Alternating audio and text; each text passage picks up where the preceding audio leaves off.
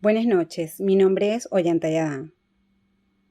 Voy a dar inicio con los nombres de los integrantes de este grupo, que es el equipo número 4, que está conformado por Joandri Fernández, Inés Elena Chávez, Génesis Infante, Daniela Camargo y mi persona. Nos tocó hablar acerca del conocimiento. ¿Qué es el conocimiento? El conocimiento es la capacidad de adquirir, de obtener información que tiene el individuo para luego ponerlo en práctica en su vivir de día a día. Hablando un poco acerca de la historia del conocimiento, podemos decir que se da realmente en la historia de la humanidad. Ahí nace la historia del conocimiento, en la humanidad misma. A medida que el humano fue adquiriendo más información, fue cambiando su método y su forma de vivir. Un evento importante que se dio en la historia del conocimiento es el nacimiento de la ciencia. La palabra ciencia deriva del latín scientia, que significa conocer. Se reconocen usualmente 4 elementos de este conocimiento, que son el sujeto, el objeto, las operaciones cognitivas y el pensamiento. El sujeto es aquella persona que tiene la experiencia con ese aprendizaje.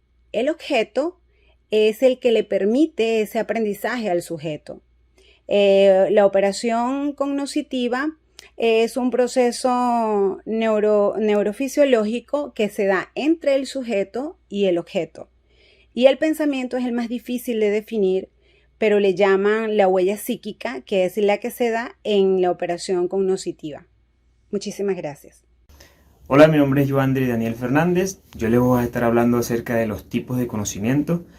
Un primero de ellos es el conocimiento filosófico, aquel que se da cuando nos ponemos a reflexionar acerca de la vida, el porqué de las cosas, nuestra realidad, cuando observamos nuestro entorno y vemos los fenómenos naturales y sociales que se desarrollan en este.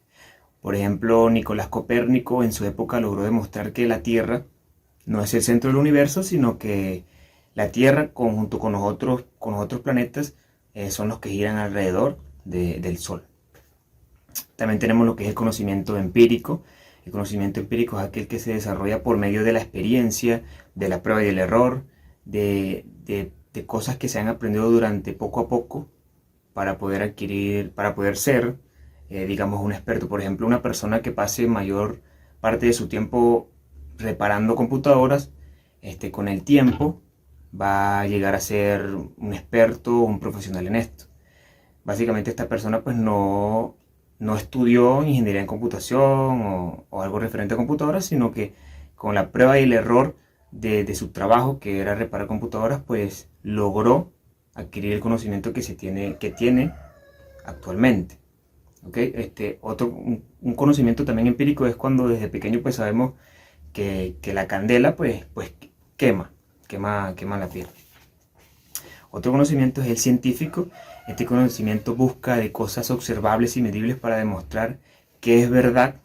Por ejemplo, el creador de la penicilina, Alexander Fleming, por medio de varios experimentos que realizó, por varias mezclas que hizo, logró descubrir que existe un hongo, que existía en ese momento, que existe actualmente, un hongo que mataba bacterias y que esto puede ser muy bueno para el organismo para ciertas enfermedades. Entonces, buscó hacer varios experimentos, varias pruebas para llegar a la conclusión de que esto también puede ser usado en el organismo humano, en el cuerpo humano para curar enfermedades. También tenemos el conocimiento intuitivo. El conocimiento intuitivo es aquel que adquirimos es aquel que aparece en nosotros de manera automática sin que nadie pues, nos lo haya enseñado, ni que nosotros hayamos buscado la manera de aprenderlo, sino que es por instinto natural. Por ejemplo, un bebé cuando sonríe no lo hace porque ya alguien le ha dicho que lo haga o vio que otro lo hizo, sino que sencillamente es instinto, intuición natural para cierta enfermedad. Entonces, buscó hacer varios experimentos, varias pruebas para llegar a la conclusión de que esto también puede ser usado en el organismo humano, en el cuerpo humano para curar enfermedades. También tenemos el conocimiento intuitivo. El conocimiento intuitivo es aquel que adquirimos es aquel que, que aparece en nosotros de manera automática sin que nadie pues, nos lo haya enseñado, ni que nosotros hayamos buscado la manera de aprenderlo, sino que es por instinto natural. Por ejemplo, un bebé cuando sonríe no lo hace porque ya alguien le ha dicho que lo haga o vio que otro lo hizo, sino que sencillamente es instinto, intuición natural.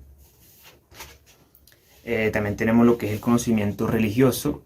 El conocimiento religioso es cuando el hombre busca explicar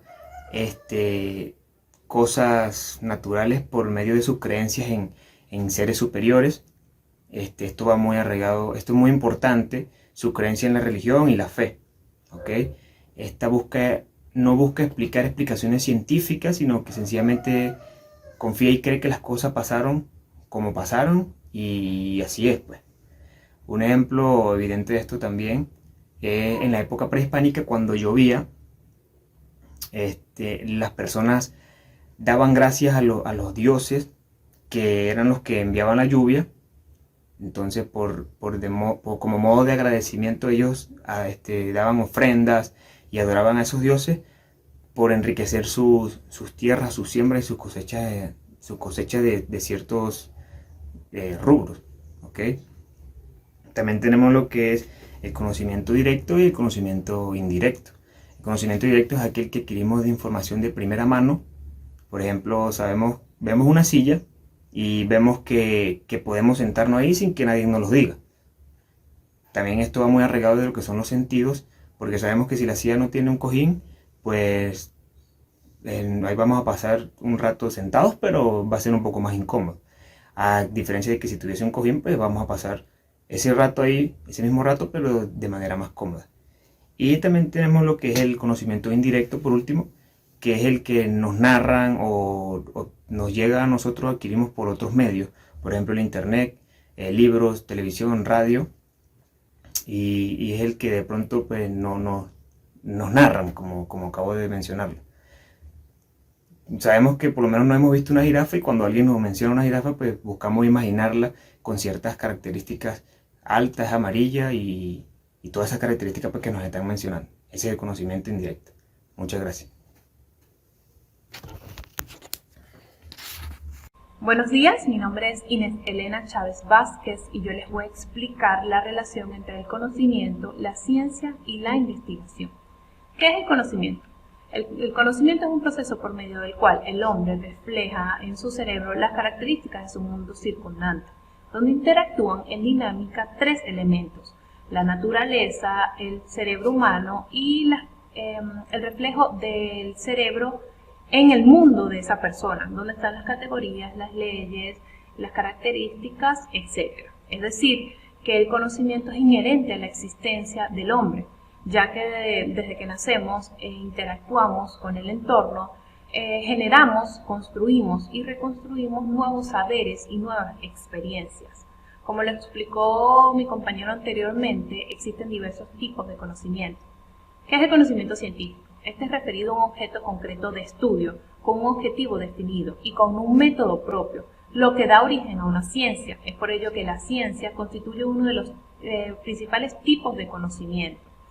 Acceder al conocimiento a través de la ciencia es la forma más provechosa y confiable porque pretende la búsqueda de la verdad, la neutralidad y la racionalidad. ¿Qué es la ciencia entonces? La ciencia es el conjunto de conocimientos racionales, ciertos o probables que obtenidos de una forma metódica, verificados y contrastados con la realidad, se refieren a objetos o conceptos que vienen de una misma naturaleza. Es decir, que la ciencia es el conocimiento, pero sistematizado, elaborado mediante observaciones, razonamientos y pruebas metodológicamente organizadas. La ciencia además utiliza diferentes métodos y técnicas para la adquisición de esos conocimientos, sobre una estructura conjunto de hechos, de objetivos que van a ayudar en la búsqueda de otros observadores e investigadores. Entonces nos lleva a describir la investigación. ¿Qué es la investigación? La investigación es una actividad intelectual humana que a través de diversos métodos y técnicas utiliza esos conocimientos científicos o prácticos adquiridos para indagar uno o varios aspectos generales o especializados de una materia en específica, con el objeto de ampliar o detallar ese conocimiento y, si es posible, realizar más aportaciones. El objeto como tal de la investigación consiste en ampliar o detallar el conocimiento, lo que en esencia la investigación busca el conocimiento de la verdad a través de la investigación, la cual es una actividad que se lleva a cabo con la finalidad de generar conocimiento. Cuando la investigación vale de la metodología científica, este es un proceso analítico, sistemático y organizado que constituye hipótesis o preguntas para aumentar el conocimiento y la información sobre algo que desconocemos. Es allí como se relacionan la ciencia, el conocimiento y la investigación, ya que una va de la mano de la otra, ya que el conocimiento, al querer ser probado o sistematizado, genera de forma metódica que se ejerza una disciplina científica.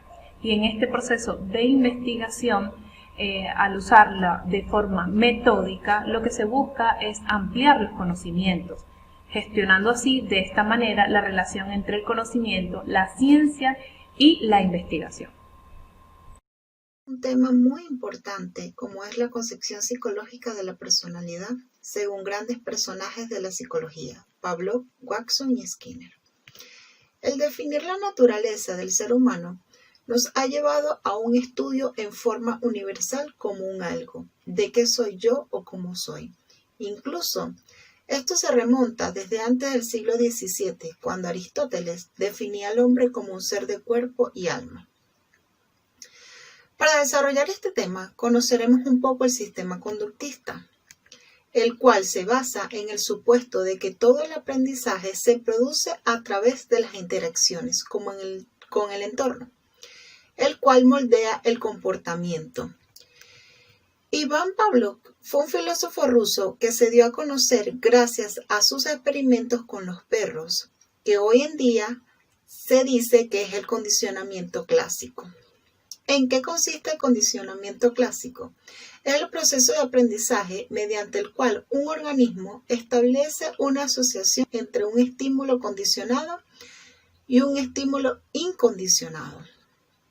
Experimentalmente se obtiene de esta forma. ¿Por qué se produce esto?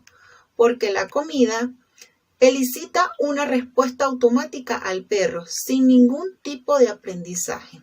Ahora bien, teniendo el estímulo neutral más el estímulo incondicionado, esto, hecho repetidamente, da una respuesta y un estímulo condicionado. Fascinado por los descubrimientos de Pavlov, el psicólogo John Watson propuso el condicionamiento clásico, el cual podía explicar muy bien el aprendizaje en los humanos. Como conductista clásico, pensó que las emociones también se aprendían mediante la asociación condicionada. De hecho, pensó que las diferencias en el comportamiento entre humanos era provocado por las distintas experiencias que cada uno vivía. Watson aplicó el condicionamiento en un niño de 11 meses, el pequeño Albert, el cual colocaba un estímulo que era una rata blanca. Cuando el pequeño se acercaba a tocarla, Watson golpeaba con un martillo fuertemente una barra de metal. Repitiendo esto docenas de veces, llegó a la conclusión de que el pequeño se asustaba solo de ver a la rata blanca. No completó su teoría, ya que adolece de incongruencia, pero más tarde, un seguidor de la teoría de Watson fue Skinner, el cual pudo completar, agregando un gran descubrimiento a esta rama, como lo es el condicionamiento oponente o instrumental. Es algo un poco más complicado al condicionamiento simple. Este caso lo asocia no entre estímulos y un reflejo, sino que se da entre un estímulo, una conducta y un esfuerzo. Para los conductistas, las conductas forman parte de las adaptaciones que deben hacer los seres humanos en diversas circunstancias para copiar la realidad, por lo cual también se debe relacionar con las ciencias de la naturaleza. Muchas gracias. Soy Daniela Camargo y voy a hablarles sobre los planos del conocimiento y los paradigmas de investigación. Por conocimiento puedo comenzar diciendo que es la percepción y la relación que existe entre el sujeto y el objeto conocido, estableciendo así explicaciones generales o particulares del objeto que conforma su realidad. El ser humano, en la búsqueda de conocer su origen y el origen de las cosas, tuvo la construcción de un pensamiento reflexivo, que a su vez luego fue filosófico y por consiguiente pensamiento científico. También se preguntaba sobre su libertad y sobre su destino. Tuvo consideraciones también sobre el ser humano y sobre sus conocimientos. Entre ellos tenemos el conocimiento empírico. El conocimiento empírico es lo que se aprende por experiencia, es decir, mediante circunstancias vividas o cumplidas al azar o por tradiciones de la colectividad. También tenemos el conocimiento científico. El conocimiento científico es lo que se aprende de forma organizada o sistematizada. Se conocen las causas y las leyes que rigen a un fenómeno. Aristóteles nos dice: cuando sabemos cuál es la causa que la produce y el motivo por el cual no puede ser de otro modo, esto es aprender por demostración, teniendo así el conocimiento filosófico. El conocimiento filosófico es la búsqueda constante del sentido de justificación, de posibilidades de interpretación al respecto del hombre y sobre el mismo hombre.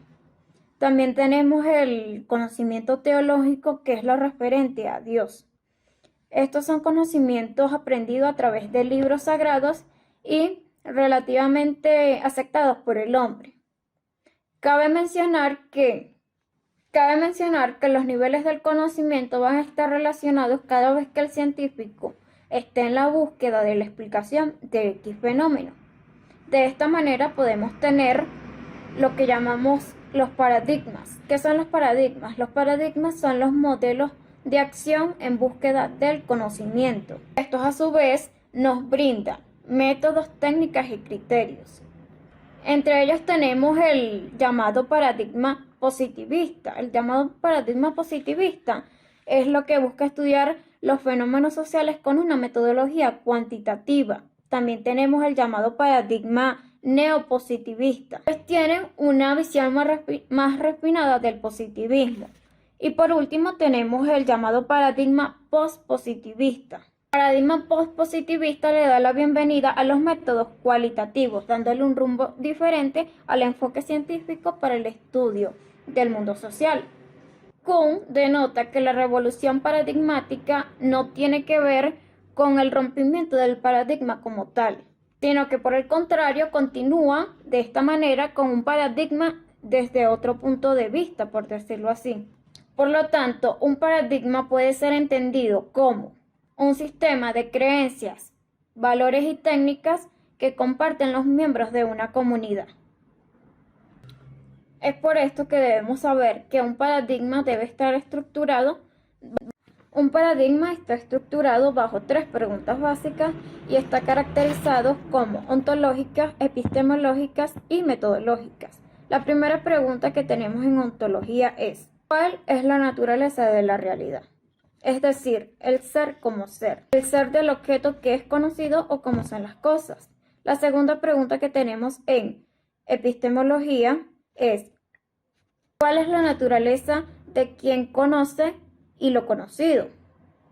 Y por último tenemos la tercera, que es en metodología: ¿cómo debe hacer el investigador para encontrar el conocimiento? Es decir, los modos de producción del conocimiento.